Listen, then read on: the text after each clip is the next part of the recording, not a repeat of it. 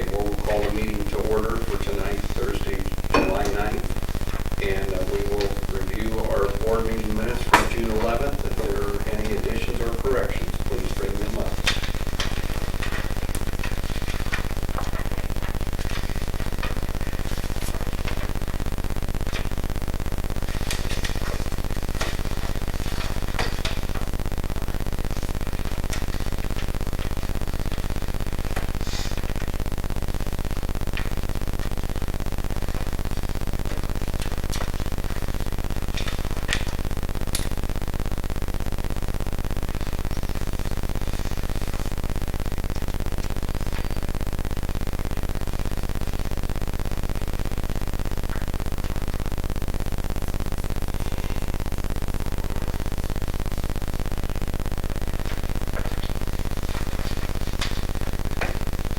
I move that we accept the minutes as written.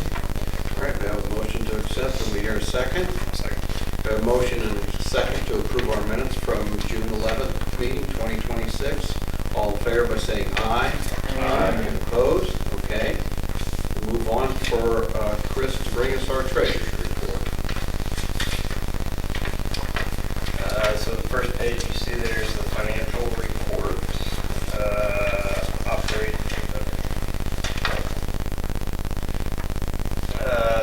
6 months through the year, so do comparison same time last year. We were currently right now we're at 1.96 million compared to 1.78 million. And the operating fund, gift fund is $9,700 compared to $9,300 this time last year. Rainy days got the transfer from last year's budget in there for this year, so it's sitting at $412,500. State tax grant fund and the grant fund total is about $15,000 there. So the rest of them are just clearing accounts. So we're sitting at $2.4 million compared to the same time last year, $2.15 million.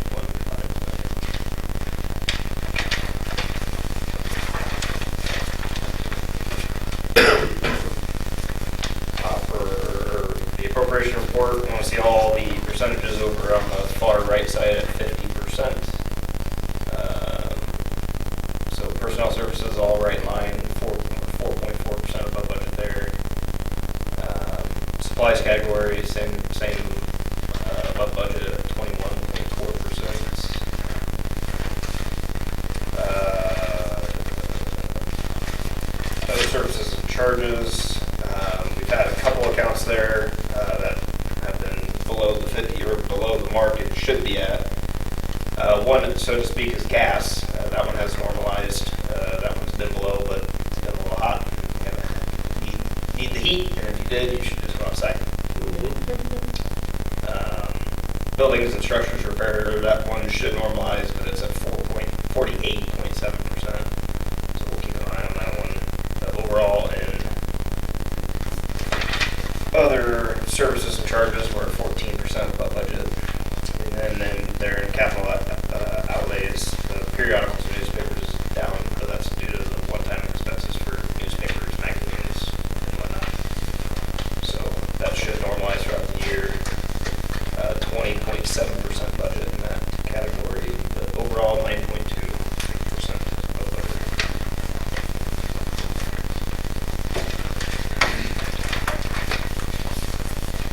Any questions or comments on the treasurer's report?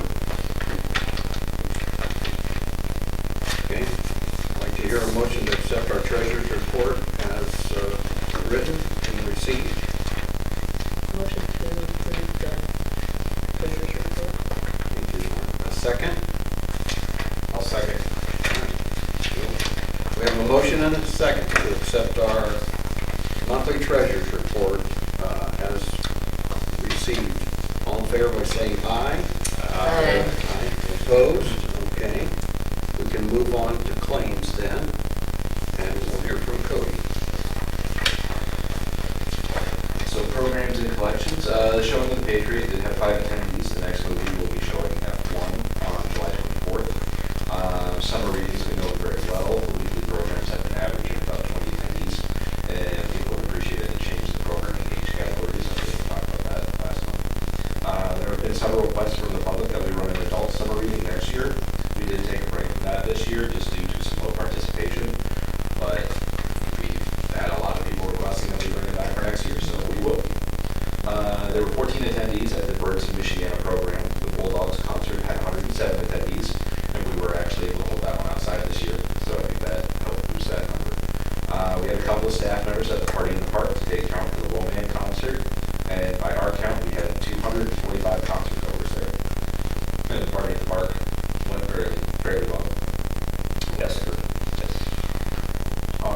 14th, we will be having a classical guitarist coming to perform. July 25th, we'll be starting a 3-program series with Kyle Goes Wild in Golf. He will be having classes to teach outdoor skills. Each class will have 10 children. Primitive tools, shelter, and fire starter. That will be inside the library. Did you guys contact Randy Simpson on the park board for that? July 30th, we will be having a program related to Indian Caves. August 6th, we'll be hosting All Gone Blue, the 3rd concert of our summer concert series. I believe we're trying to get Wild West Creamery there. That is Key Brewing ice cream company. August 11th, we are having a program related to homesteading with Tori and Brian and Haley. The final topic is staff and library development. We're having a staff development day on August 21st. ILF annual conference registration has opened. We are in the period of early bird pricing. It is November 8th through the 10th. If any board member is interested in attending, please let me know. I met with Greg Huckmeyer to discuss proposed financial policies. He suggested a couple of wording changes, so that's everything for today. Outreach and community involvement. We received another letter from Richland Township. They provide that for you. This letter states that we are spending above average per capita. They have requested that we reduce either our budget or property tax levy by 30% with the way they worded it. I believe it's the property tax levy, but I'm not 100% sure. I am assuming they mean the property tax levy. I've drafted a letter clarifying that we are above average in size for our library and our service population. It also offers some explanation that we have discussed reducing our levy, but that current legislation is making that difficult to justify for long-term financial health. I do say in the letter that we will re-examine our levy depending on what the county decides to do with the distributions, which they're looking at that this year. On August 1st, we will be having a booth at the Whitley County Resource Fair. We will not be having a blood drive at the library in July. That was scheduled due to a conflict in booking with South Whitley Community Church. So we were an alternate site for their blood drive, but their facility opened up, so they're having it at the church again. But I have made it clear to the Red Cross that we want to host in the future. Building and maintenance. Some of the planned work was completed in the last month for the air handler release. I have not yet received an invoice for the work that was done. I have received a quote from Kingdom Roofing for a metal roof. With a flat roof section, it would cost between $100,000 to $130,000, depending on options that we go through. I met with the Building and Grounds Committee on yesterday, and we'll discuss that a little bit more in this later portion. Technology. I've asked for a quote from Gearhead Media Group for a birth announcement database, similar to our obituary database. It's a preliminary investigation to determine potential liability for that, so we're not moving forward with anything super expensive with that just yet. We did purchase an 8 terabyte external hard drive to create a backup for our genealogical collection. We currently have backups of about 4 terabytes of information stored with one, but we don't have a backup of that. So given the nature of the material, we just thought a second copy would be good. Financial, the growth quotient for 2027 is 6%. That means we are able to raise our budget by 3% minus $1 to stay out of binding review. Budget overview will be in the new business section. The municipal unit strategic task force for the county to work on lit distributions will be meeting twice a month. I will attend as often as I can. I've been in communication with the other directors to make sure that at least one of us there in case there are any questions of the libraries.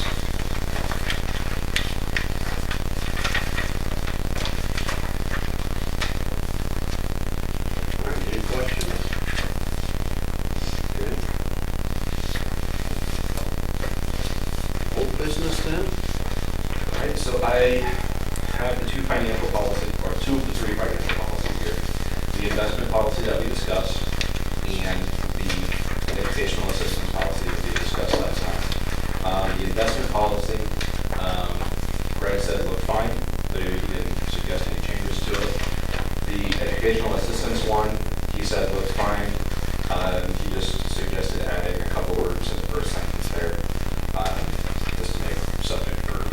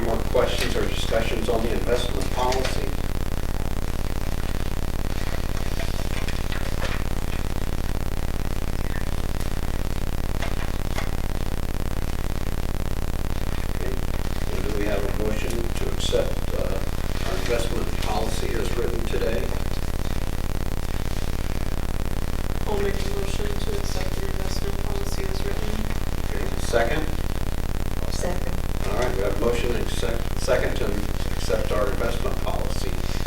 Today, July 9th, 2026. All in favor of saying aye. Aye. Opposed? Okay. Then we'll look at our educational assistance, if anyone has any questions on that or anything before we would hear someone that would bring up a motion to accept. This is the one you're saying that's in the other policy, right? Correct. Yeah, that's in the personnel handbook. The other one is in the policy.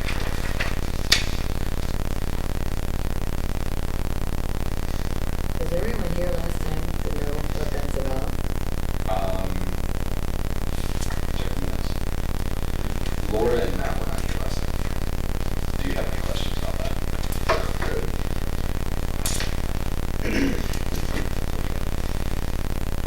I have to admit that I didn't watch the video. Well, that's right. Essentially, it's just a way for us to agree to pay some student loans for anybody that's got student loans in lieu of possibly not getting loans at the same time. So it's kind of So that's the, yeah. The repayment to the student loans will be tax-free. It's tax-free from the IRS up to a $5,250 limit. And then a $5,000 limit on there, just because that's a little bit rounder. Is it? so the one who received it would not get a bonus, the rest, That's not necessarily true. the rest It's me, of, well, would but be possible not to, the rest of the employees would. yeah, essentially, Possibly. yes. Essentially. It's all at the discretion of the board, and as the bottom line there says, up to 5,000. So it would, And you gotta be a full-time employee to qualify for this. And we talked The last education time, has- does this say whether it's a one-time thing or an ongoing thing? It is to the discretion of the board year to year. Okay. So it's entirely up to you guys. And the education does have to be relevant to the work you've done. person's got to prove to it that they made their payments, they're not behind or anything like that. And they passed their classes. We get to sign a report card. Well, I guess I say this in industry, I did this through when I worked at Zimmer.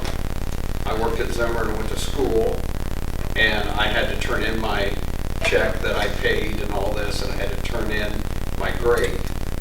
And then you got, I didn't get my book money back, but I got what I paid for tuition for those classes. Yeah. Unless you failed the class and then you didn't get paid. Right, but I was not graded, I was not compensated for, if you got an A, you got 100%. It was, you passed the class, because some of the guys that work different places, it was based on what grade you got. So, they were paid from education, so. Yeah. Well, and then I'm rambling here, but you get the guys that were going to Grace for seminary, and they were a polisher. Well, they were going to be a supervisor or counselor thing, so, that changed over the years, so, but, yep, that's all I got. So we have a motion to accept our educational assistance. I'll make a motion to accept. Okay. We have a second? I'll second. All right, I have a motion and a second to accept our educational assistance program. Okay?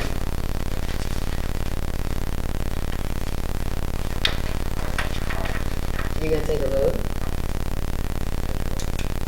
Oh, all in favor by saying aye? Aye. And opposed? Sorry, Alice. I was waiting. Okay.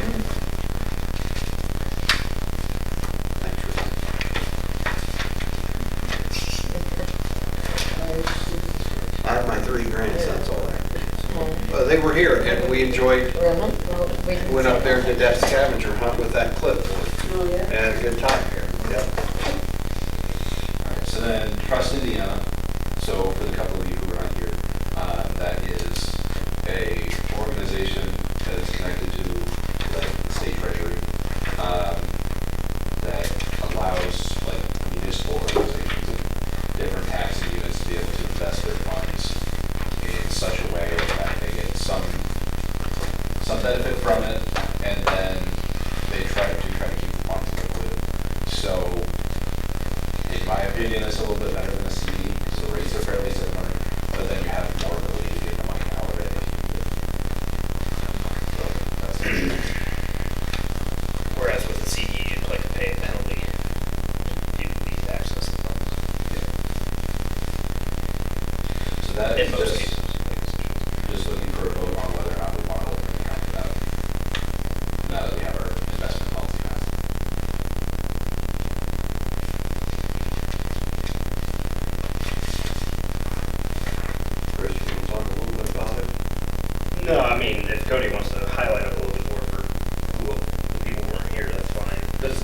I'd be away, and we'd still have more questions about how it would work in the accounting software aspect, where it'd be at, where it'd be labeled, because it'd be a different fund.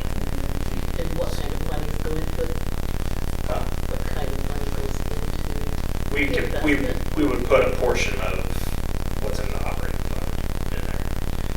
Yeah, so today, if we did the vote, that would just be to open the account with Trust Indiana, and then at a later date, we could talk about, but then we can really look at making sure all of our systems are set up properly for it. And then we can talk later about how much we might want to put into it.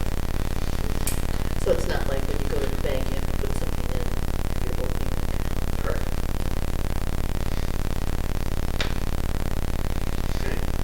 I believe she said there wasn't a minimum. Did she say there wasn't a minimum? I don't believe there's Yeah, and then I remember a discussion with another director who said that they've had their account for a bit, and then they're finally looking at putting some money into it. So I think there should be no. Do I have a motion to accept that we open a account with Trust Indiana? I'll motion to open the trust in the account. Okay, second? All right. I have a motion and a second, and all in favor by saying aye. Aye. Opposed? Okay. So could we take care of that? And for new business, quarterly PLAC report. So every 3 months, I bring this to you, and this is the public library access card. If somebody has a valid library card, they can also pay for a black card and then obtain physical cards at any of the other state libraries in Indiana. Per usual, we have done 0 transactions. Nobody's bought one, nobody's used one. We don't do those very often, especially since we're an evergreen library in Southern Columbia City and South Oak libraries. That's the report for that. All right. An E-rate resolution. So this is the resolution that we sign every year, so we can take part in the E-rate program, which is a program of the federal government to significantly reduce our internet expenses. We can also use it to reduce other technology expenses as well. This past year, we have received a 70% reduction in our internet expenses, which has been over $1,000 a month. We save a lot of money with it. We should definitely do it. Yeah, if we go through and sign, if you have any other questions about it, I can try to answer it. It's also one of the most complicated things that I've ever looked at. Sometimes it comes with strings attached or restrictions. One of the main restrictions is that we do provide some sort of filtering software to filter out pornography so children can't access it. That's one of the biggest restrictions.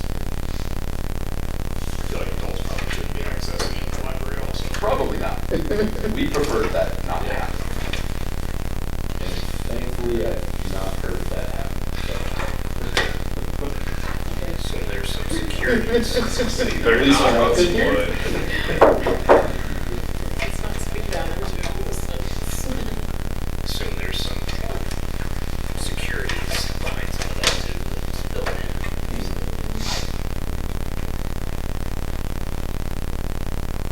We don't know what that program is going to look like in the future. I believe it's through the FCC, and they are looking at that program to potentially see something. So we'll see what happens with it. We can take advantage of it while we do it. Can you see what areas people have been searching? Can you see this, people's searches? Is there something that pulls them all together and on a main thing? I don't believe so. No? I think we have to. And then we do have to do a verbal vote as well. It's not like where you can see how many of what genre books get checked out or anything like that. It's not where. Yeah, we can see users, But not their history. we can't see their history. You can't see what they're looking at that moment. At that moment, yeah, because we have the program Cassie, which is a program that we use to control public computers, control access to them, things, that sort of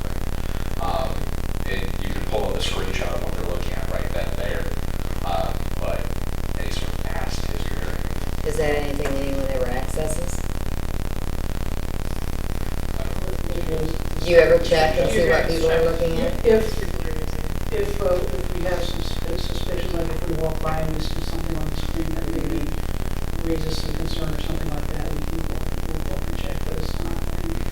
Or if there's a patron that we know may not be a problem, we will sometimes keep a little closer eye on it, but we don't regularly do it though. Yeah, and that's the same way I would use it at Wabash when I was there as the circulation manager. Because if I was a little worried about somebody pulled something up. Okay, we need a motion for a commitment to join the Indiana Library Consortium for library internet access. I'll make a motion to approve the joining resolution. Okay, we have a motion. Do we have a second? Second. Okay, we have a motion and a second to accept. All in favor by saying aye. Aye. And opposed. Okay. All right. So we want to go over what do you want to do first here? We'll go over the budget review. Yep, I figured we'd go over that real quick. Okay. It's not too terribly complicated this year. So I did provide a packet that lists out some historical information there. So the first one is just a history of our tax rates. It relates to each fund. You can see that we've hovered around the 20 cent mark for a while. 2014 we were at 14 cents, which is under 15 cents. And for this year we're at 1556, and that's kind of what we're looking at for next year's one. It's definitely going to go down. We just don't know what the assessed valuation is for the district yet. The second page is just a history of adopted tax rates and actual tax rates. If you remember, the adopted tax rates are usually higher because you can estimate that assessed valuation as well for what it actually is, which that's making sure that we're not going to end up in a bunch of shortfall with revenue received. The next page is with the tax rate per $1 million of land valuation, what somebody would be paying into the library's property tax levy. So for this year, per $1 million of land valuation, somebody would be paying $1,556. Per million. Per million, yes. Is the biggest key there. Third page. Yeah, that's the third page that I was just mentioning.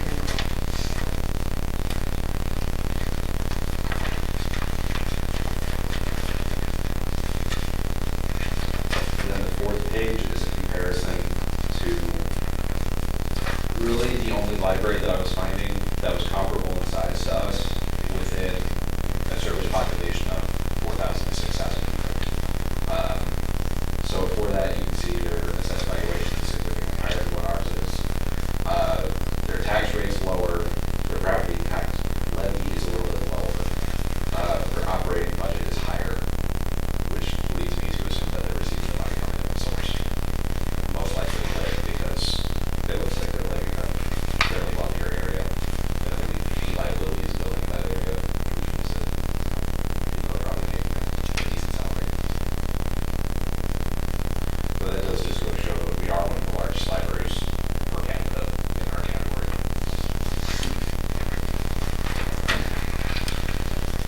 So is there any questions about that information?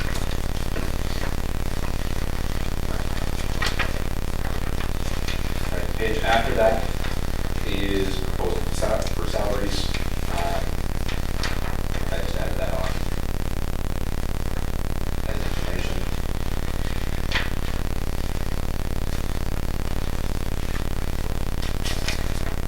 That's something that obviously we would approve later in the year. And then we have the long page, and this is the actual budget proposal. The operating budget, well, let's look at this first. So our total budget for 26 is $891,721, which means that with the 3% growth, that brings us to $918,472.30 added $38,000 into the budget. No, that's not right. Okay. But we've added that increase into the budget. In the operating budget, which is what we normally be spending throughout the year, the largest increase we did is in salary of assistants, $6,000, and then the retirement, those increases that are necessary.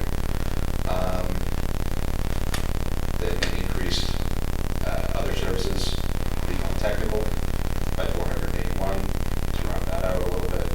But then the largest jump that we did was in rainy day, which that is getting permission to use money that we have saved from previous year's budgets from 20,000 to 38,000.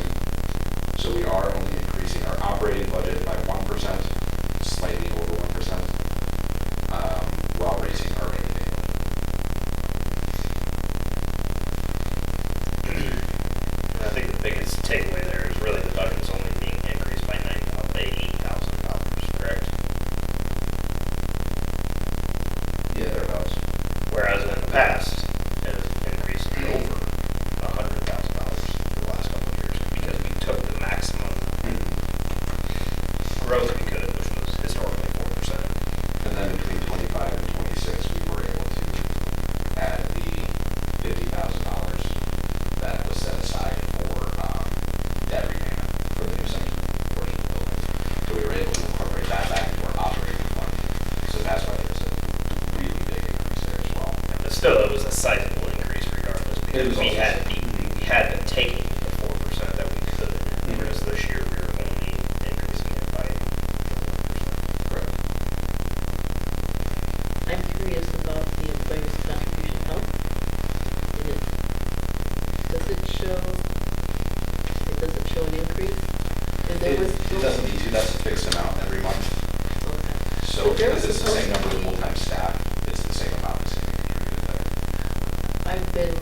I'd always been hearing that the price of insurance has gone up so much. This is just a stipend to repay them for the health insurance they're obtaining elsewhere. Right. So, we don't necessarily look at if the increased by 50% or 100% an increase or something. That's not something I've looked at for this year, it's something I've thought about maybe in a couple of years looking at that now.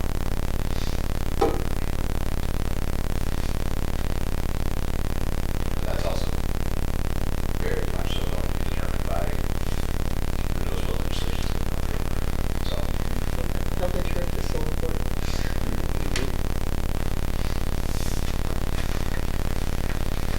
Oh, correct me if I'm wrong, but what is that every 2 weeks? Isn't it $475 per full-time employee? 475 A month. Which, That's kind of in line, I know my son gets 400 a month. I haven't looked at insurance costs for what's going on in the marketplace or whatever. oh, I pay more than that, but it's still just it's a stipend to help them pay for it. So it's not a complete. So it it's doesn't, not- oh, okay, it's we're not matching it, No, their costs, we're just to help. yeah, it's just a monthly stipend for full-time employees. And then we are also now looking at increasing our property tax levy for the coming year. The thing is, if their spouse, if they have a spouse and if they're employed, They already have. they can go, let's say that you weren't covered, Corey's wife could cover him and he could still get the stipend on top of that. My son does, so I know. Oh, so it's, His wife carries him, and they know it, I mean, his place of business knows it. He gets the stipend and she carries him because insurance isn't offered in his place of business.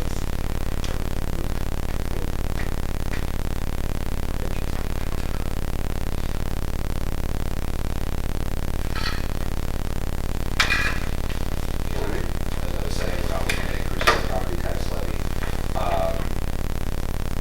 which is, let's say 560-ish. But with the increase that is expected in the assessed valuation, that does mean our tax rate will be going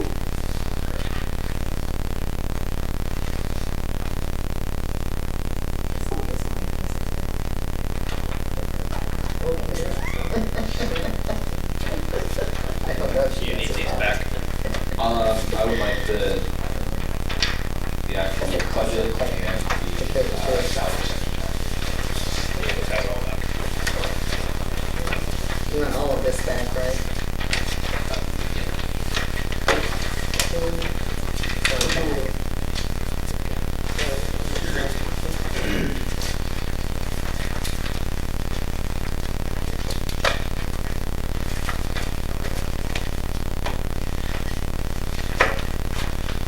So any questions, comments, concerns about budget? Look good to everybody. I think that's a very healthy one for this year, and I think it'll do well for us next year as well. Also not looking at increasing, anything is the biggest key, so. Alright, so that was everything there. And do you want to go into the group? Alright, so we have been talking about potentially doing a new roof for the building. Met with the Building and Grounds Committee yesterday to discuss that. Because it was yesterday, that's why it's not explicitly on the agenda. So we were looking at a couple of different options, doing shingle or metal.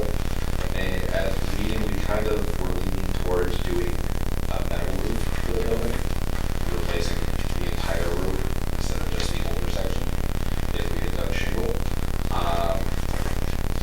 If we do that, we are looking at a total cost of probably between 130 and maybe 150, depending on what other extra things might be done, soffits. Guttering. Guttering. That's what we wanted to bring it to board, see what your thoughts on for that work. The next step in moving forward with the project would be to contact the architect from SRKM. They already have the layout of the building and everything, so they have that. They would be able to put together a plan for the project, and then we would be able to take that plan and some cost estimates, and those cost estimates to be able to go to the county council and get an additional appropriation to be able to use the funds. And let's say if we think it's going to be about 150, I would say we would want to ask for probably about 170, 180. And then once we had the funds secured, we would want to put out the bids, and then we would have to get several bids in. Then we would hold another meeting where we would open the bids, and we are legally obligated to choose the lowest responsible bid. Lowest responsible, so that doesn't mean necessarily lowest. Correct.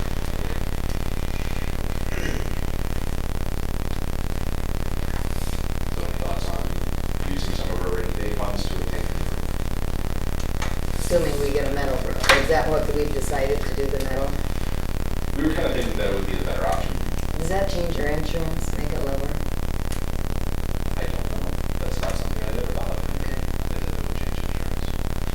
Do you know anything about that? In residential, it does sometimes. I knew it I did don't in know if residential, they yes. still do it or something. Increase or decrease? Decrease. It decreases. Yeah. Okay. There's not as much likelihood that they'll have to, that there'll be a claim. Yeah. Okay. And part of the thought is that it would most likely last longer than a shingle roof, which means that we would have to go through another round and say 20 years to be able to replace the shingle, and so hopefully it would be a cost-saving measure for the future as well. The older part of the building is, got what we think is a 25-year shingle on it. So it needs to be fixed. We've also had water damage in a couple areas. But if you went shingle, we would not re-shingle the new part because that's only 9 years old. So, thought of going metal, just in terms of longevity, yeah, it is more cost, but if the board decided to stay shingle, it wouldn't be the 68,000 or whatever. Yeah. It would be less than that, because that was for the entire building, I believe. Yes. So, I like the idea of metal roof. I do too. We're pleased with ours. yeah, the only thing I thought was, noise disruption inside the building, but it sounds like that's not an issue, so that would be the only concern I would have had, but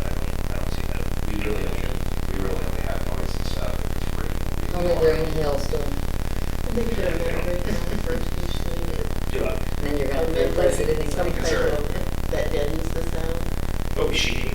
We don't hear as much noise through our metal roof as we did for our city.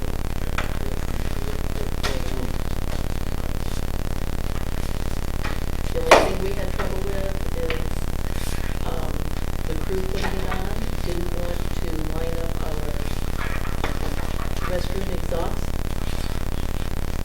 with the pole that was already there. So they had to come back as one of the deliveries.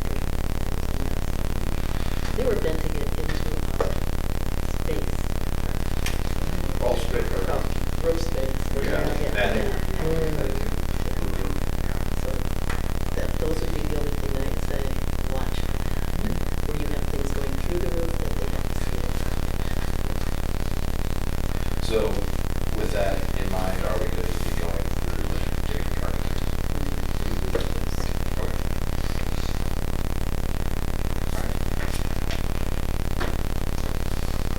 Okay.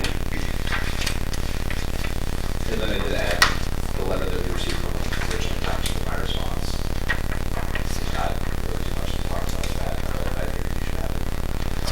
Okay, and so let's go over this, that tonight we reviewed our budget. And then next month, what will we have on our budget agenda for to talk about? So, the next two meetings are very important to be at. The next meeting is August 13th. That is going to be our public hearing, where we'll go over the budget again. I'll talk about some of the information like I have in the past. That is generally when people will come in and give public comment on things. And then the September meeting is the actual vote to approve the budget.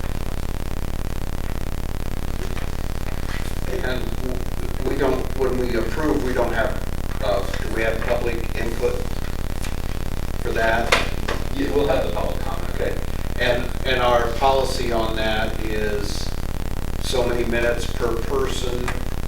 So we do have to have a form submitted to us at least 24 hours before the meeting, saying that they do want to have public comment.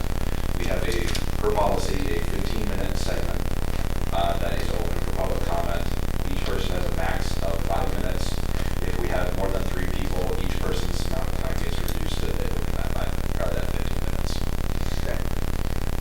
And by the policy, we do not respond at that meeting to any questions or complaints or anything like that. We do respond at a later date. Okay. All right, I like that. I want to get that out there. I think so. All right. What else we got, Cody? That's it. All right. Anything else for our meeting? Any comments? Miscellaneous public comment? Yes? Hi, but, Oh, boy, you don't need lemons in here. it's not gonna help much later. When you do have so the August 13th is the public hearing, and public can make comments or ask questions, but you said nobody will answer. Is that made clear to them in advance of them getting the opportunity to ask those questions? We try to. Okay. That whole policy is on the form that they actually have to fill out. Okay. Yeah, so half the sheet is the policy, and then the other half of the sheet is the work that they have to fill out. Okay. And Ruth is the enforcer. Thank you, Ruth. Yeah, sure. Yeah. I guess we may Okay. I'm also planning on having